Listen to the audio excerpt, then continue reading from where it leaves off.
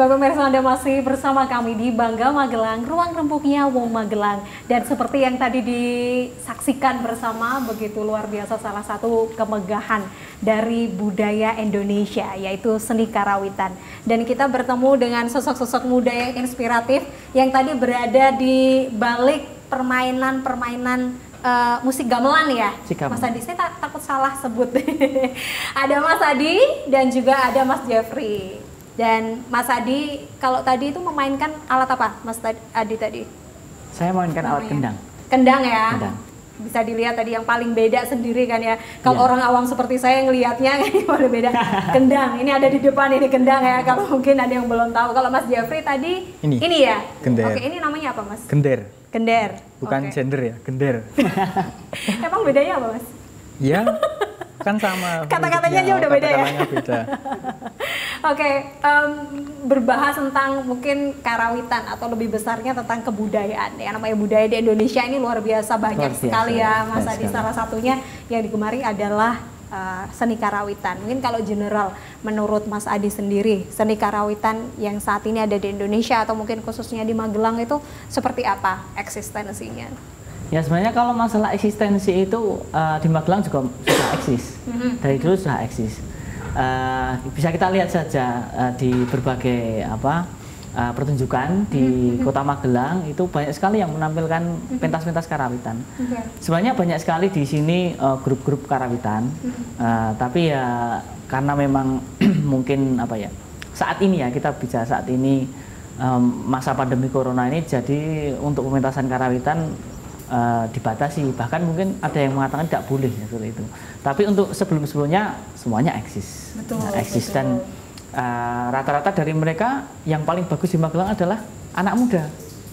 Nah, jadi anak muda seperti saya dan Mas Jeffrey ini kan senang dengan kebudayaan Jawa. Ya, kemudian mengajak kawan-kawan muda untuk belajar karawitan dan kita membentuk sebuah grup. Nah, kita jadilah grup yang memainkan musik karawitan. Apa nama grupnya, Mas Adi? Ya, FPI tadi. Tadi FPI nama grupnya ini ya, Mas Adi ini barusan yang menamai ya. FPI atau Forum Pengerawit Indonesia. Ya, dan cabang Magelang. Cabang Magelang.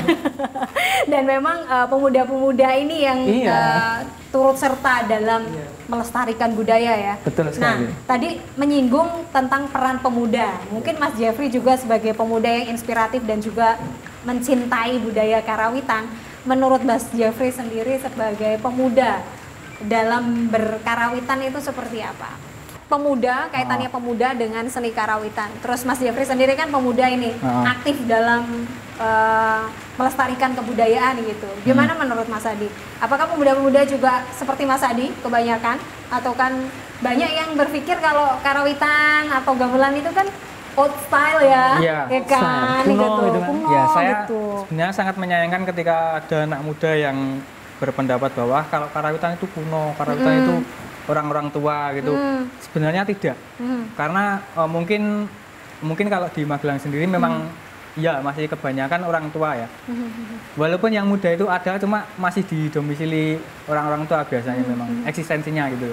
Tapi kalau di Jogja kan di sana juga ada lembaga pendidikan juga yang khusus mempelajari untuk karawitan maupun tari ya, itu sekarang sudah mulai banyak peminatnya, Mbak. Seperti itu. Jadi pemuda sebenarnya juga banyak yang turut serta dalam ini ya, khususnya melestarikan. Nah, kalau tadi selain bermain tentu ada ketertarikan ya. Apa sih yang menjadi alasan gitu? Dan memainkan kan nggak bisa ya terpaksa mainin atau iya kan? Itu pasti ada ketertarikan dari dalam hati mencintai budaya ini gitu. Kalau dari Mas Jeffrey apa alasannya memulai atau mencintai budaya ini? Kalau saya mulai tertarik karawitan itu sebenarnya ini agak memprihatinkan karena ya memang karena sekarang karawitan sendiri sudah mulai dipelajari oleh orang-orang asing di luar orang-orang manca. Sangat digandrungi orang-orang manca negara. Dan saya sangat menyayangkan ketika kita sebagai pemuda Indonesia tidak mempelajari itu. Seperti itu. Saya sangat keprihatinan. Iya, keprihatinan. Oke, jadi pemerhati sosial gitu ya. Pemerhati sosial ini kayaknya Menteri Sosial. Iya, kayaknya cocok. Iya. sangat peka Saya terhadap juga ingin kegiatan sosial. menghilangkan image bahwa karawitan itu kuno.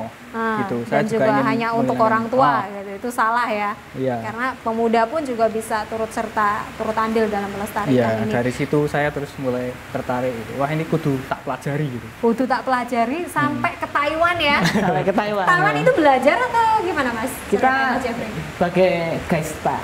Gestar, ceritanya Oh, gestar gitu. Guest star. Weh, jadi bintang tamu di Iya. sana. Jadi di Oke. sana itu ada yang namanya Taipei Chinese Orchestra.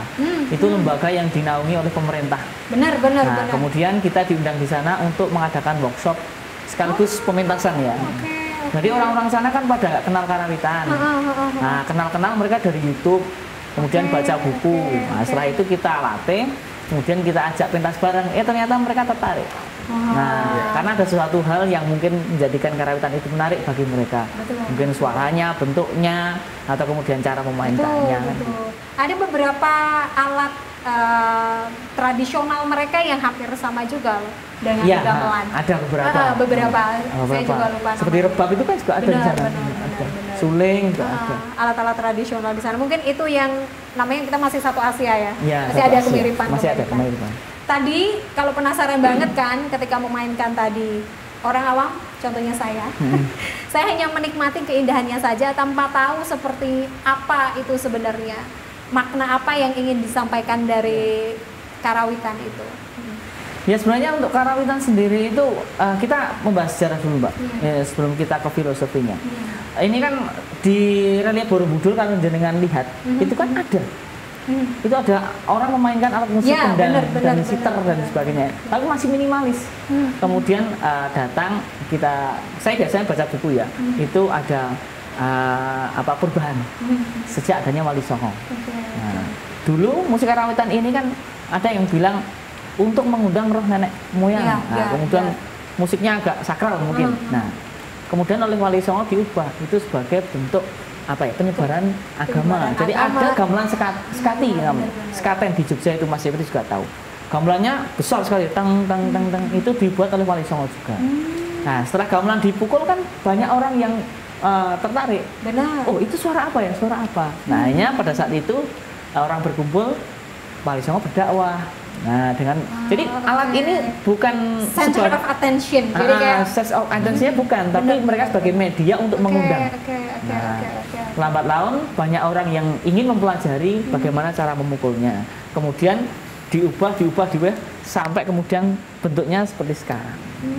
Jadi bentuknya perkembangan ya, perkembangan hingga saat ini, dan inilah yang saat ini kita bisa nikmati. Saat ini bisa kita nikmati. Jadi perubahan karawitan ini sudah banyak. Benar. Peralihan dari yang tadi minimalis tadi sampai saat ini ya. Mungkin dulu nggak seperti ini juga kan? Benar.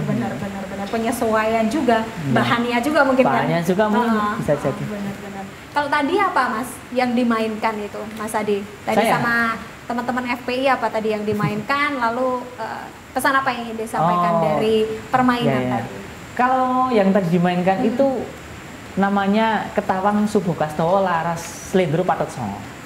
Nah, ketawang itu salah satu jenis karawitan yang biasanya dimainkan secara perlahan.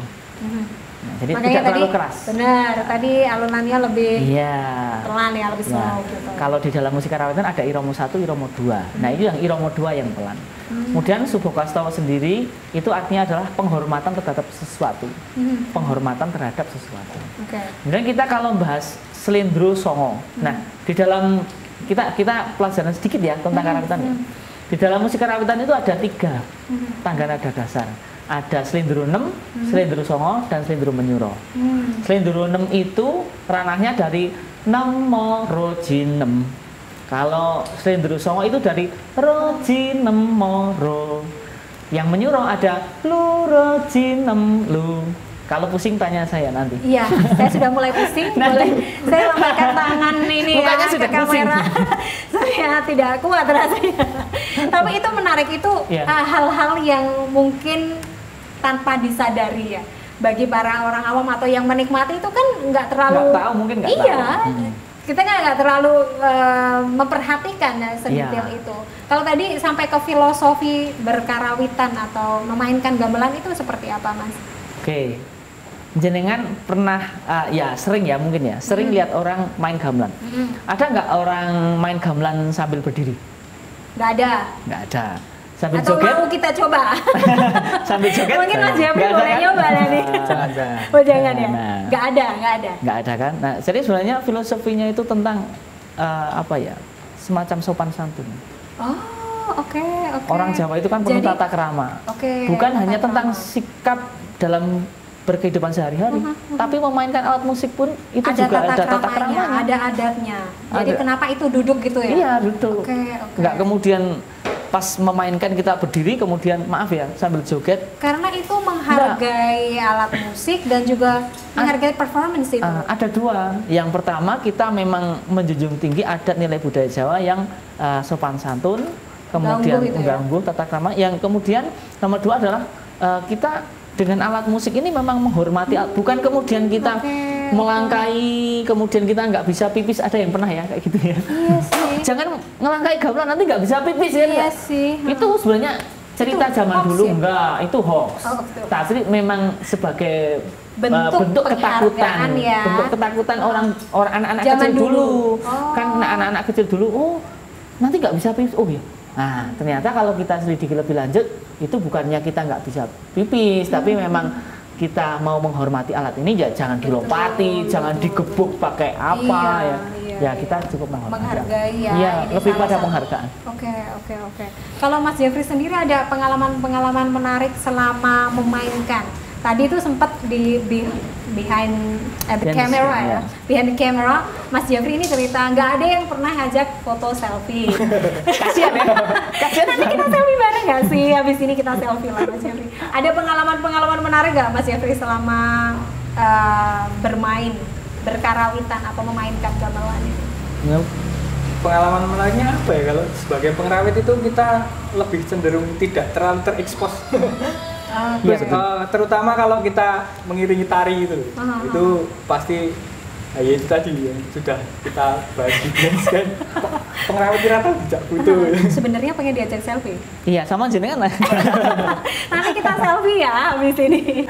Itu tadi terakhir apa yang mau disampaikan kepada pemirsa di rumah atau pemuda atau siapapun di luar sana yang menyaksikan tayangan luar biasa ini. Silakan Mas Iya, Mas Jeffrey dulu mungkin bisa. Apa ya? Ya untuk para pemuda-pemudi ada, jangan tolong pengertiannya. Waduh, ini rada anu. Soalnya prihatin banget Mas. Prihatin banget. Tolong Dimulai dari keprihatinan memang Mas Jeffrey. dari keprihatinan. Aku tak prihatin apa? Ya, jadi karawitan itu bukan hanya untuk orang tua. Jadi semua usia. Siapa saja boleh belajar karawitan.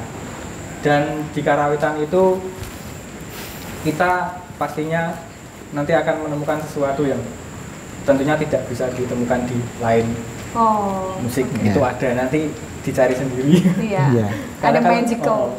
Ada keajaiban itu ya, Mas Ada ya? keajaiban. Mestinya luweh menep. Mesti ini luweh menep. Luweh menep. Apa tinggi? Apa nih? Rama SKS rasu gue. Orang SKS. Itu. Ada lagi Mas? Itu terus Untuk pemerintah, siapapun. Dan jangan gengsi juga belajar Ah, seni budaya iya. Indonesia. Iya, oke. Seni budaya apapun itu, etnis manapun itu jangan gengsi, karena faktanya seni budaya kita itu sudah mendunia. Betul. Itu Harus ada buktinya. bangga ya. Kita harus Harus bangga.